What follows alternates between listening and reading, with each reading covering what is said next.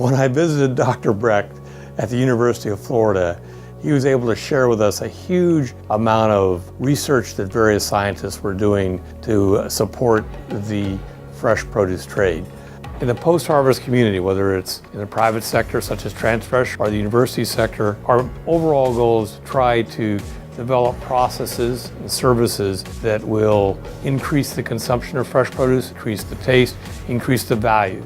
I'm really encouraged to see the level of participation by students working in these labs here with creative ideas that they can explore. Those creative ideas are going to be the ideas of the future, incredibly valuable to support both the research effort as well as the students that are working in those research efforts. One of the things I really love about research is anytime you conduct a project or even conduct an experiment, it always leads to new ideas and new avenues to explore. One area of research that we have expended a lot of effort on has to do with predicting the shelf life of products. And we know as post-harvest scientists that temperature after harvest is the most important factor that determines how the quality changes, how we can maintain the quality of foods. So what we've done a lot of research on is figuring out how, if we know the temperature history of a product at any point during the distribution chain, we can predict its remaining shelf life under certain conditions. I've been doing research about what part of the tomato air gets in and out. And it turns out that the only part of the tomato where air can get in and out of the fruit is this little scar right here.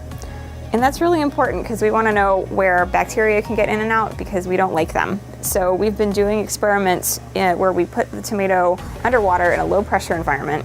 And what that does is when you have a low pressure environment and you have something with normal pressure dropped into it, all the air inside the tomato is still at normal pressure and it wants to escape into that low pressure environment to sort of create an equilibrium.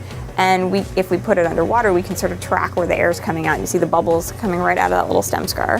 One of the unique things that I've watched over the years, and something that's truly unique within the trade that I believe we should be taking more advantage of, is the fact that between the University of Florida and University of California at Davis, they're able to collaborate and do research that complements each other, as well as do real research, which I call field research.